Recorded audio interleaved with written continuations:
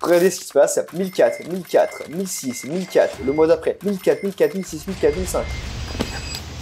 Dans cette série de vidéos, tu vas suivre la vie d'un monteur vidéo professionnel et surtout la création d'une formation en montage vidéo complète de A à Z qui va sortir début décembre. Vous pouvez très bien manipuler les gens. Vous allez manipuler la personne, mais c'est pour son bien. 2125, 200, 500, 800, 800, boum, 1004, 1008. Et pour cela, dans chaque épisode, vous avez la possibilité dans l'espace des commentaires de proposer vos idées. Est-ce que vous rencontrez des problématiques à l'heure actuelle qui vous empêchent de vivre du montage vidéo pour que je puisse vous donner absolument toutes les solutions dans la formation. Et ça peut être un très bon moyen pour vous au début d'avoir vos premiers clients. Certes, je ferai beaucoup moins de ventes, mais au moins, je suis sûr d'avoir des gens qui sont vraiment motivés et je pourrais faire des coachings de très bonne qualité pour des gens qui le méritent vraiment. On va avancer aujourd'hui sur le chapitre 6, avoir des clients, et le chapitre 8, comment vendre ton offre. Mais avant de vous montrer tout ça, je vous propose qu'on aille faire une petite séance de sport un peu spéciale.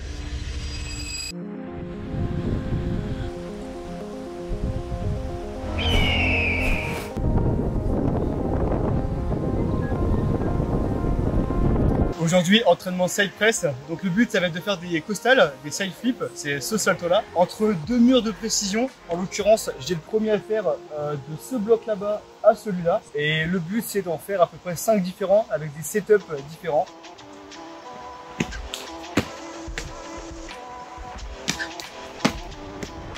Bon bah le premier il est bien passé, donc là je vais essayer de faire le deuxième en partant de ce mur et atterrir sur le mur d'en face. Normalement il devrait être beaucoup plus simple parce que la distance elle est plus petite. Maintenant le problème c'est que déjà les murs sont plus hauts et là en fait les murs ils sont dans les angles, ils sont pas parallèles, donc ça va être un peu plus dur mentalement de le lancer. Mais étant donné que j'ai fait des milliers de fois ce genre de salto et surtout que la distance est petite, ça va passer assez simplement je pense.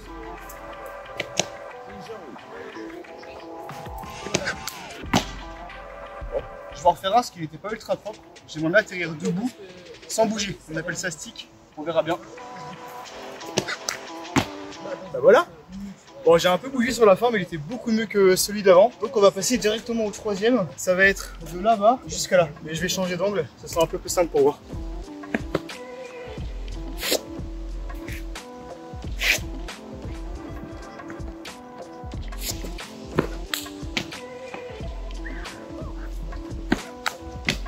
Oui, c'est bon. Bon, je l'ai refait 2 fois parce que je voulais rester dessus. Donc ça y est, il est terminé. Maintenant, il faut que j'arrive à trouver un autre défi. Il y en a un là, mais il est un peu simple. On va changer. Il y en a un qui est très intéressant. Et bon, on va aller voir ça. Bon, lui, il est un peu différent parce que c'est un side press en contrebas. Pour moi, je trouve que c'est les side press les plus simples parce qu'en fait, on a juste besoin d'aller en hauteur, de se laisser un peu tomber, se laisser guider par la rotation. Donc, je me prépare et puis je lance direct. Hein. Ah, c'était bien là. L'atterrissage, c'est quasiment impossible d'enlever le bruit. Mais au début, c'était parfait. J'ai pas eu de bruit du tout, j'étais bien fluide. Donc je suis très content parce que pour préserver les genoux, déjà, c'est très bien. Et même visuellement, je trouve ça quand même beaucoup plus beau qu'un side où tu vas venir taper le sol. Et là, le défi, c'est clairement le plus dur du jour. Il est assez compliqué parce que, alors, en termes de distance, il se fait bien. Parce que le premier que j'ai fait, c'est la même distance, même un peu plus long, je crois. Sauf que là, c'est légèrement en contre-haut. C'est un peu en décalé aussi. Donc c'est le plus dur de la journée mentalement. Le but, c'est de quitter l'entraînement avec un nouvel objectif de réaliser. Donc c'est clairement l'objectif du jour. Faut absolument que je le mette. Tu vas me voir bien galérer, mais c'est pas grave, on est là pour ça.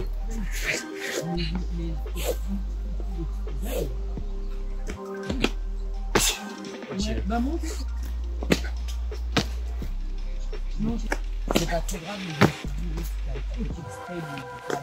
Bon bah là c'était clairement les celles plus proches que j'ai eues. Je pense que là il faut juste que je déconnecte et que j'envoie.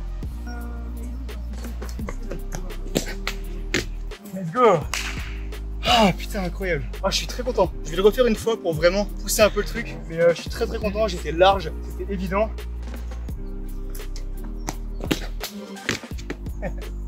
Putain trop bien. Bon bah les gars j'ai le seum. Là j'avais fait le side dans l'autre sens. C'était littéralement le plus gros objectif du jour. Parce que la séance dernière j'avais pas réussi à le mettre. Je vais la refaire rapidement en espérant que j'ai encore de l'espace dans la caméra. Mais je vais le faire assez rapidement, comme ça je le validerai pour cet épisode. Et ensuite on pourra passer directement à la suite de la vidéo.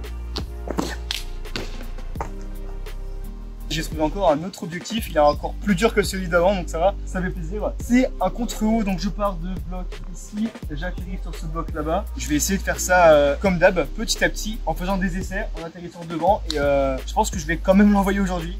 C'est dingue, je sais pas pourquoi, mais aujourd'hui je suis en confiance de fou. Je sais que si je me fais confiance et que je regarde au niveau de la technique, que je suis pas loin, je sais que ça passe en fait.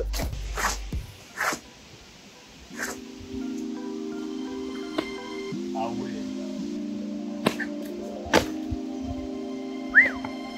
Bon, bah là j'ai clairement peur.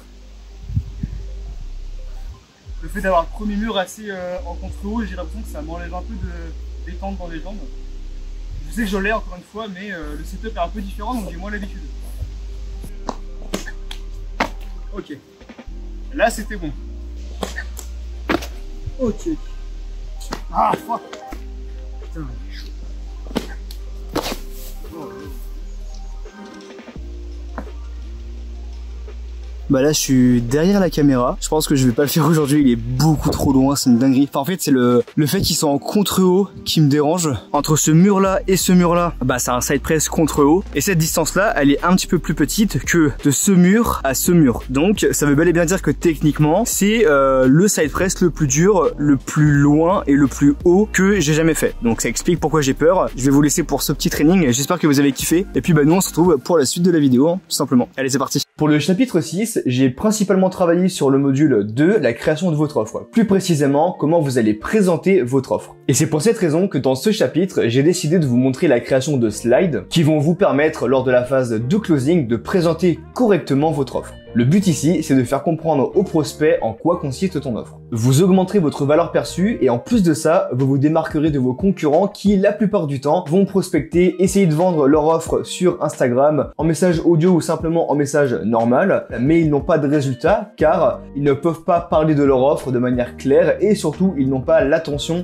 de la personne car elle ne se voit pas dans un premier temps et le prospect n'a pas du tout décidé de parler en fait à ce monteur vidéo parce que vous avez prospecté. On me voit donc ici écrire un énorme paragraphe. Là, ce que je fais, c'est clairement mettre mon cerveau en mode off. C'est le processus que j'utilise à chaque fois que je vais venir créer un cours dans la formation. Je regarde toutes les problématiques que les monteurs vidéo rencontrent et je vais venir ensuite organiser sous forme de chapitres et de modules diverses solutions pour vous aider à ne plus avoir ces fameux problèmes. Maintenant que j'ai terminé de rédiger tout le texte en ayant pris bien toutes les problématiques de chacune des personnes et que j'ai associé tout ça à mes compétences, et bien en fait je me suis rendu compte d'un petit problème une fois que j'ai terminé d'écrire ce texte. Je me suis mis à la place d'un élève et en fait j'ai remarqué que mettre la partie création de slide dans le chapitre 6 juste ici, et ben c'était pas tellement cohérent et je pense que la plupart des élèves ne vont pas s'y retrouver. Je m'explique. Vous êtes un élève, vous arrivez au chapitre 6 et vous rentrez dans le module 2. Et ici on retrouve la partie création de slide. Ensuite, vous allez avoir le chapitre 7,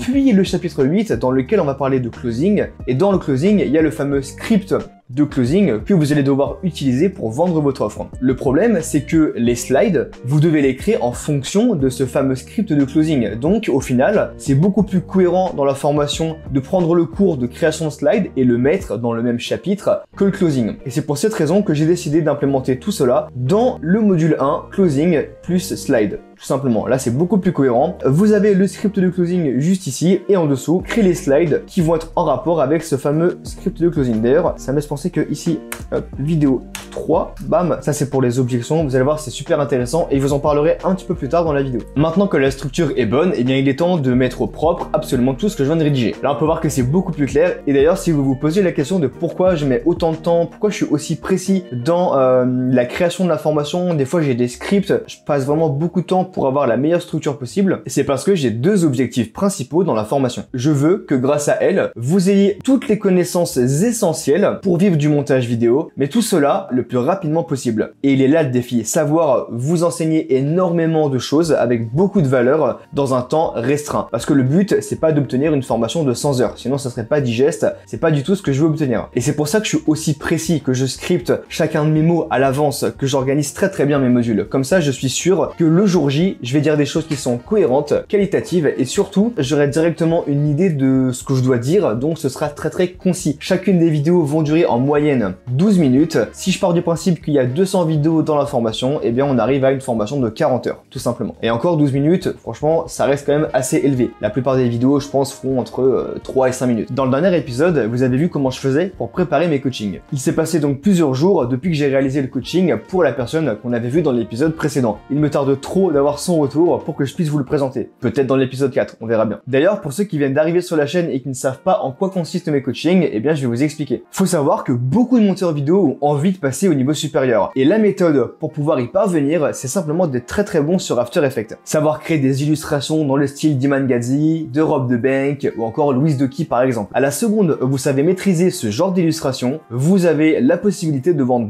beaucoup plus cher, votre valeur perçue sera beaucoup plus élevée. En d'autres termes, vous aurez beaucoup plus de résultats que si vous restiez simplement sur Premiere Pro, vous utilisez superficiellement After Effects. Tu peux donc réserver un appel avec moi gratuit ci-dessous. Dans ce dernier, on va parler de tes problématiques et surtout se mettre d'accord sur le nombre de coachings dont tu as besoin pour que je puisse régler absolument tous tes problèmes. D'ailleurs, je suis très transparent avec vous, tout est écrit sur la page Calendly. Lors de cet appel gratuit, nous discuterons des effets After Effects que tu souhaites réaliser et des notions que tu veux maîtriser. Cet appel a pour but de comprendre tes besoins afin que je puisse créer des vidéos personnalisées qui t'expliqueront ces concepts de manière claire et détaillée, tournée de A à Z. Et tu retrouves ici directement les tarifs. En soi, j'aurais pu faire le closer et simplement te proposer un appel et ensuite te vendre tout ça directement dans l'appel. Mais après, je me suis dit, franchement, je veux juste avoir des gens en appel qui sont déjà motivés, qui savent à quel point c'est puissant After Effects et qui veulent vraiment passer au niveau supérieur. Donc, je préfère avoir un énorme filtre dès le départ qui va trier absolument toutes les personnes. Certes, je ferai beaucoup moins de ventes, mais au moins, je suis sûr d'avoir des gens qui sont vraiment motivés et je pourrais faire des coachings de très bonne qualité pour des gens qui le méritent vraiment. Il ne me restera plus que personnellement à travailler sur ce fameux coaching et je te créerai un dossier juste là dans les coachings avec ton prénom et dans ce dossier, on va prendre par exemple le coaching que j'ai fait dans la précédente vidéo et je vais mettre absolument tous tes coachings ici. Tu vas pouvoir les visionner à l'infini et surtout me poser toutes les questions que tu veux si jamais tu as des difficultés ou alors que tu as des choses que tu comprends mal dans les vidéos. Maintenant qu'on a bien avancé sur la formation, il est temps de regarder un petit peu sur ce dont on va travailler dans les prochains épisodes et surtout voir qu'est-ce qu'il manque avant la fin de la formation. Au niveau du chapitre 1, c'est Premiere Pro. Franchement, c'est ce que je vais terminer à la fin.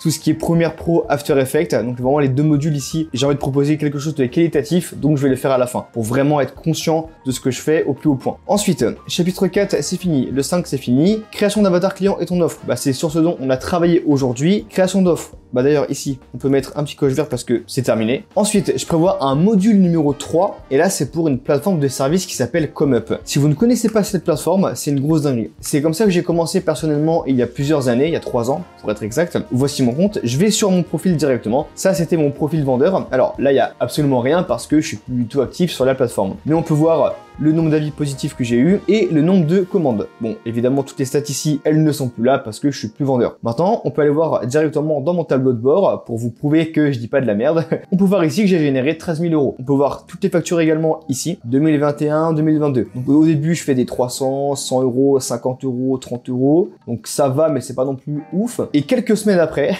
regardez ce qui se passe.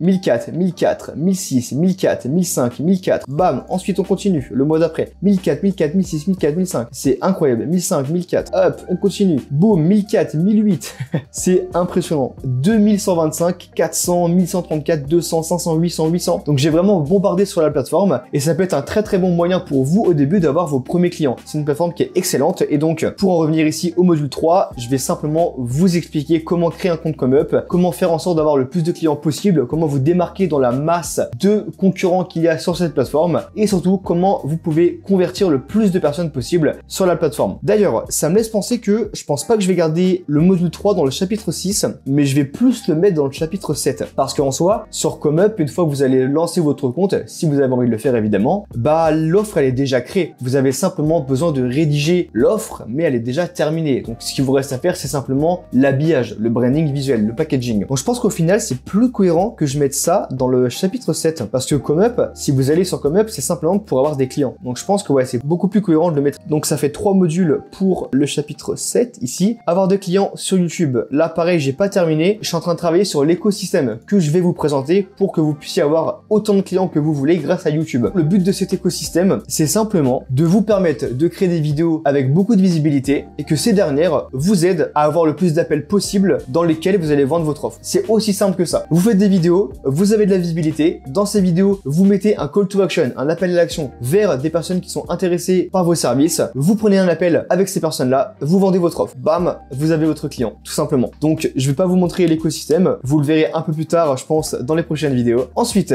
pour le chapitre 7, une fois de plus, avoir des clients en prospectant. Ça, pareil, c'est quelque chose que je vais travailler vers la fin, peut-être au mois de novembre à peu près, parce que pour l'instant, c'est pas non plus le plus important. Chapitre 8, on a quasiment terminé. Bah, en fait, non, on a même terminé, je crois. Ah non, on n'a pas terminé. Je vous avais dit plus tôt dans la vidéo qu'on allait y revenir. Il y a la troisième vidéo, contrer les objections. Et ça, c'est intéressant parce que, voilà, juste là, je vais vous apprendre donc à suivre la structure de closing, enfin le script de vente que vous allez suivre lors de votre appel. Vous allez avoir vos slides, donc les fameuses images qui vont vous servir de support lorsque vous allez vendre votre offre. Et à la fin, lorsque vous allez donner votre tarif, vous allez rentrer dans la boucle des objections. En d'autres termes, votre prospect cherchera des excuses pour ne pas acheter votre produit. Mais vous allez contrer ces objections. Donc vous allez en quelque sorte lui poser des questions pour lui faire comprendre que passer par vous, c'est littéralement régler ses problèmes. Et c'est pour cette raison que j'ai créé un tas de cartes colossales. Une de ces cartes, on retrouve une objection que vous allez apprendre à traiter. Une fois que vous allez connaître par cœur toutes les objections et toutes les manières de les contrer, vous allez augmenter vos taux de closing, mais d'une puissance vraiment vous imaginez pas. Voilà pour le chapitre 8. Ensuite, le chapitre 9, j'ai quasiment terminé. Il ne me reste plus qu'à parler de du côté productivité, parce que l'organisation c'est terminé. Et après,